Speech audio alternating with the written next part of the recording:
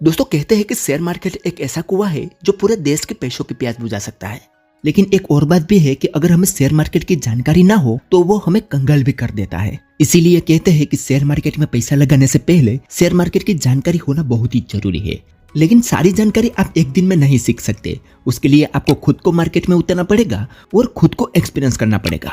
लेकिन हाँ, अगर आप शेयर मार्केट में पहला कदम रखने जा रहे हो तो शेयर मार्केट काम कैसे करता है उसकी बेसिक जानकारी तो आपको जरूर होनी चाहिए। अगर आप बिना नॉलेज के शेयर मार्केट में डायरेक्ट पैसा लगाओगे तो 100% लॉस ही होगा। और मार्केट का एक रेशियो है कि 100 में से 90% लोग शेयर मार्केट में लॉस ही करते हैं। और ये जो 90% लोग होते हैं वो यूट्यूब या इंस्टाग्राम रील में प्रॉफिट दे के रातों रात मंगेरे लाल का सपना देख लेते हैं और बिना किसी नॉलेज के शेयर मार्केट में पैसा लगा देते हैं, इसलिए उसका लॉस होता है।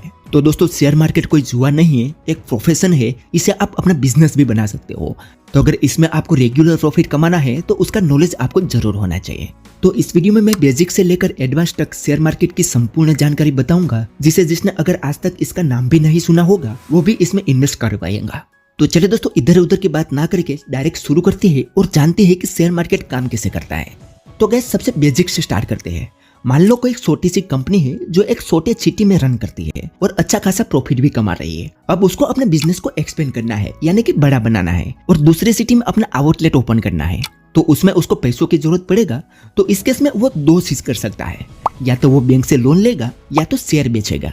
अब पहली चीज तो बैंक से आसानी से लोन नहीं मिलता और अगर मिल भी जाता है तो 12 से 13% इंटरेस्ट देना होगा और नेक्स्ट मंथ से ही ईएमआई चालू हो जाएगा। तो थोड़ा मुश्किल हो जाता है क्योंकि कंपनी बनाने में टाइम लगता है और पहले दिन से ही उसमें से प्रॉफिट नहीं मिलने लगता। तो पहले जो कंपनी मुनाफा दे रही थी उसमें से ही उसको ईएमआई पे करना होगा, तो ओवरऑल लोन लेने में उसका घाटा ही होगा। तो उस केस में कंपनी पब्लिक के पास जाती है और अपना शेयर बेच के पैसा उठाती है।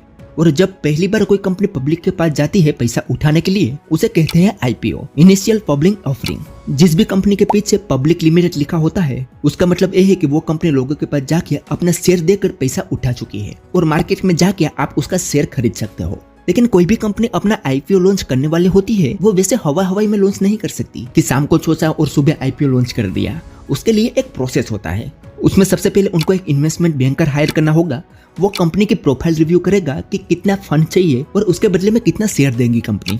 और उसके अलावा एलिजिबिलिटी वगैरह भी चेक करता है। जैसे कि एक एलिजिबिलिटी तो यही होती है कि कंपनी का डेली का टर्नओवर 10 लाख से ऊपर होना चाहिए। ऐसी बहुत सारी चीजें हैं जो वो चेक करते हैं। अब सारी चीज चेक होने के बाद एक रिपोर्ट बनाना होता है और सबमिट करना होता है सेबी के पास। बिना सेबी के अप्रूवल से कोई भी कंपनी अपना आईपीओ लॉन्च नहीं कर सकती। अब ये सेबी क्या है? तो ये security and exchange board of India है। ये जितनी भी शेयर मार्केट में आपको कंपनी दिख रही है ना, वो सारी कंपनी को सेबी ही मैनेज करता है। तो एक तरीके से आप कह सकते हो कि सब कंपनी का बॉस है सेबी। तो सबसे पहले रिपोर्ट बना के सेबी में अप्रूवल करना होता है। सेबी अगर अप्रूवल कर देती है तो उसके बाद भी बहुत सारे काम करने होते हैं। जैसे कि सेबी से अप्रूवल मिलने के बाद स्टॉक एक्सचेंज में एप्लीकेशन डालनी होगी और कंपनी जो भी शेयर आईपीओ में लेके जाएगी उसकी प्राइसिंग वगैरह करनी होती है। अब ये जो प्राइसिंग होती है उसको डिसाइड करने का पूरा राइट कंपनी के पास ही होता है कि वो अपने एक शेयर की प्राइस कितना रखना चाहती है। लेकिन वो शेयर का प्राइस इतना ज्यादा भी नहीं रख सकती कि कोई खरीदे ही ना। अगर शेयर कोई खरीदेगा ही ना तो आईपीओ फ्लॉप हो जाएगा और आईपीओ फ्लॉप होता है तो कंपनी का बहुत ही बड़ा नुकसान होता है, क्योंकि एक आईपीओ लॉन्च करने में 6 से 7 करोड़ का खर्च आ जाता है मार्केटिंग वगैरह में। तो इस शेयर की प्राइस वगैरह सोच समझ कर ही रखी जाती है।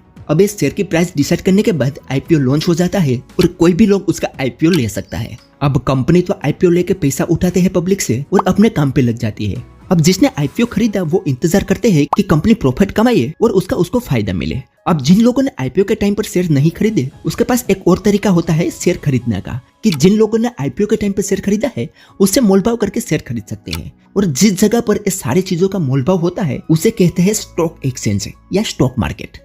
अब भारत के अंदर 2 बड़ी स्टॉक एक्सचेंज है। एक है बीएसई जिसे हम बॉम्बे स्टॉक एक्सचेंज भी कहते हैं और एक है एनएससी जिसे हम नेशनल स्टॉक एक्सचेंज भी कहते हैं। अब दोस्तों, आपने शेयर मार्केट का न्यूज वगैरह सुना होगा तो ये 2 शब्द आपने जरूर सुने होंगे कि आज सेंसेक्स इतने पॉइंट से ऊपर गया, आज निफ्टी 50 इतने पॉइंट से ऊपर गई। तो ये सेंसेक्स और निफ्टी 50 क्या होता है? तो दोस्तों, ये सेंसेक्स और निफ्टी 50 एक इंडेक्स है। सेंसेक्स बीएसई का इंडेक्स है और निफ्टी 50 एनएससी का इंडेक्स है। इनके आधार पर ही पूरी मार्केट का प्रेडिक्शन लगाया जाता है। वो कैसे? तो वैसे तो दोस्तों बीएसई और एनएससी के अंदर बहुत सारी कंपनी लिस्टेड है। ये जो बीएसई है उसके अंदर से टॉप 30 कंपनी निकाली जाती है और ये जो एनएससी है उसके अंदर से टॉप 50 कंपनी निकाली जाती है। अब ये जो टॉप 30 और टॉप 50 कंपनी है वो जैसे परफॉर्म करती है उसके हिसाब से ही पूरी मार्केट कैसे परफॉर्म करेगी उसका प्रेडिक्शन लगाया जाता है। आपने टीवी का टीआरपी के बारे में तो जरूर सुना होगा, जिसमें सारे देश के लोग टीवी पर क्या देखते हैं वो देखने के लिए सारे देश की टीवी पर डिवाइस नहीं लगाया जाता। कुछ चुनिंदा एरिया की ही टीवी में डिवाइस लगाकर प्रेडिक्ट किया जाता है कि सारे देश के लोग टीवी पर क्या देख रहे होंगे। तो सेम उसी तरीके से दोस्तों मार्केट में सेंसेक्स और निफ्टी 50 देखकर पता लगाया जाता है कि आज मार्केट प्रॉफिट में है या लॉस में है। अब जो भी कंपनी अपना आईपीओ लॉन्च करती है उसके बाद उसका काम खत्म हो जाता है, वो पब्लिक से पैसा लेके निकल जाती है अपने काम पर। अब उसको अगर दोबारा से पैसा रेज करना है तो फिर से आईपीओ लाना होगा और उसे कहते हैं एफपीओ, और फिर से सारी प्रोसेस उसको कंप्लीट करनी होती है।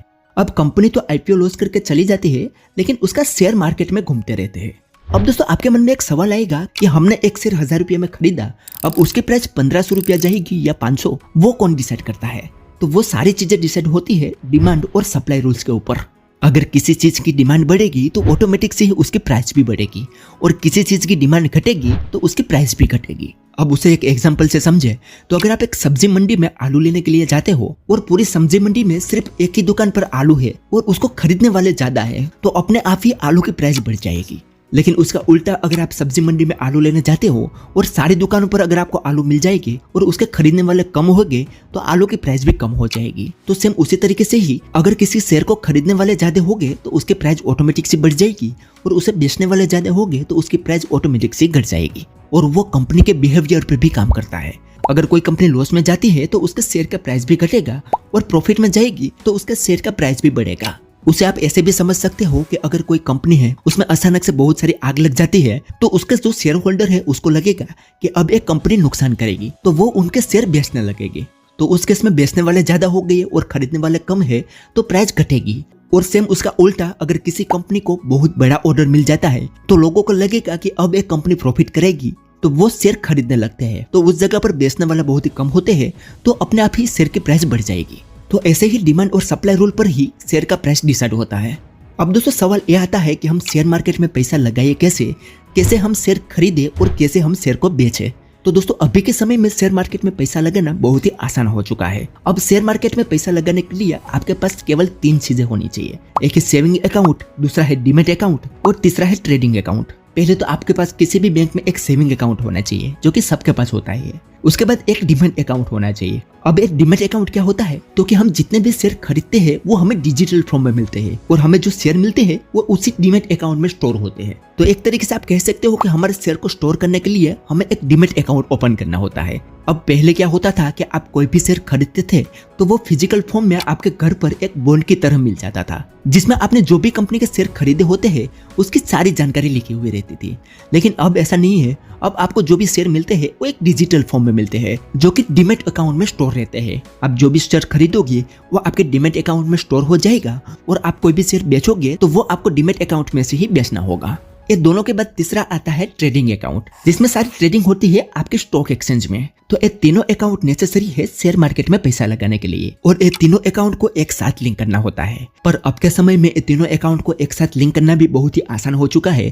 मार्केट में बहुत सारी ट्रेडिंग एप्लीकेशन आपको मिल जाएगी जो हमें तीनों अकाउंट को एक साथ लिंक करके देंगी। ये सारा काम हमारे घर बैठे ही हो जाता है, कहीं पर जाने की हमें जरूरत नहीं पड़ती। वैसे तो दोस्तों मार्केट में बहुत सारी ट्रेडिंग एप्लीकेशन है, लेकिन उसमें से सबसे बेस्ट कौन सी है, किसमें सबसे कम चार्ज लगाया जाता है, क्योंकि ट्रेडिंग एप्लीकेशन में भी ब्रोकर चार्ज वगैरह बहुत सारे चार्ज लगाए जाते हैं, उसमें से सबसे कम चार्ज किस एप्लीकेशन में लगते हैं और ट्रेडिंग के लिए सबसे बेस्ट एप्लीकेशन कौन सी है, उसके ऊपर अगला ही वीडियो बहुत ही जल्द आने वाला है। तो अभी तक आपने इस चैनल को सब्सक्राइब नहीं किया तो कर लो, ऐसी नॉलेजेबल वीडियो आपको इस चैनल पर मिलने वाली है। तो चलिए टॉपिक पर वापस आते हैं। अब दोस्तों मैंने आपको एनएससी और बीएससी के बारे में बताया, जहाँ पर आप शेयर खरीद या बेच सकते हो, लेकिन वहाँ पर आप कभी भी शेयर खरीद या बेच नहीं सकते। उसका एक टाइमिंग होता है। सुबह 9:15 को मार्केट ओपन होता है और शाम को 3:30 को मार्केट क्लोज हो जाता है, और सैटरडे संडे मार्केट बंद रहता है। तो उसके बीच में ही आप शेयर को खरीद या बेच सकोगे, यानी कि ट्रेडिंग कर सकोगे। और जो हम शेयर खरीदते हैं और बेचते हैं उसे ही हम ट्रेडिंग कहते हैं। अब दोस्तों ये जो ट्रेडिंग होती है वो भी बहुत तरह की होती है। जैसे कि एक तो है इंट्राडे ट्रेडिंग,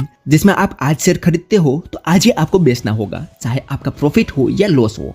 तो इसमें रिस्क थोड़ा ज्यादा रहता है। और अगर आप पहली बार शेयर मार्केट में आ रहे हो तो इसमें आपका 100% लॉस होगा, तो आपको ये पहले नहीं चूज करना चाहिए। उसके बाद आते हैं लॉन्ग टर्म इन्वेस्टमेंट, जिसमें आप शेयर खरीद के आप चाहो उतने दिन के लिए होल्ड कर सकते हो, तो इसमें रिस्क थोड़ा कम होता है। लेकिन लॉन्ग टर्म इन्वेस्टमेंट करने से पहले भी आपके पास उसका नॉलेज होना चाहिए कि आप कौन सी कंपनी में पैसा लगाना चाहते हो, और ये भी पता होना चाहिए कि आप जो भी कंपनी में पैसा लगा रहे हो उसमें आगे जाके आपका प्रॉफिट होगा या लॉस होगा। उसके लिए आपको कंपनी का परफॉर्मेंस देखना होता है, और एक कंपनी का परफॉर्मेंस देखने के लिए आपको कहीं और जाने की जरूरत नहीं है। जो भी कंपनी अपना आईपीओ लॉन्च करती है तब अपना एक आरएसपी सबमिट करती है सेबी में। आप सेबी की वेबसाइट में जाके कोई भी कंपनी का परफॉर्मेंस चेक कर सकते हो, जिसमें कंपनी के बारे में सारी जानकारी बताई होती है कि उसने जब आईपीओ से पैसा उठाया है वो कहां पर लगाने वाली होती है।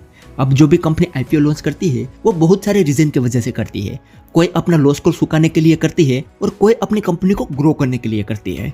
तो जो भी कंपनी अपनी कंपनी को ग्रो करने के लिए पैसा उठाती है उसी कंपनी में अगर आप पैसा लगाओगे तो आपको प्रॉफिट ही होगा। तो लॉन्ग टर्म इन्वेस्टमेंट करने के लिए भी आप कौन सी कंपनी में पैसा लगा रहे हो उसका भी नॉलेज आपको होना ही चाहिए। और आप शेयर मार्केट में पहली बार आ रहे हो तो पहली बार आप वही पैसा लगाओ जो आपके पास एक्स्ट्रा हो। एक्स्ट्रा मतलब कि अगर वो डूब जाए तो आपको कोई भी फर्क नहीं पड़ना चाहिए, और लोन लेके या किसी से उधार लेके कभी भी शेयर मार्केट में पैसा नहीं लगाना चाहिए। अब जहाँ पैसों की बात आती है वहाँ ब्रोकर तो आते ही है जो मार्केट के बारे में पेड में टिप देते हैं। तो आप लेना चाहो तो ऐसे लोगों से टिप ले सकते हो, लेकिन आप खुद से एनालिसिस करोगे उतना आपके लिए बेहतर होगा। और उसके लिए मार्केट में बहुत सारे इंडिकेटर है, कैंडलस्टिक पैटर्न है जो आपको अच्छी तरीके से सीखना होगा।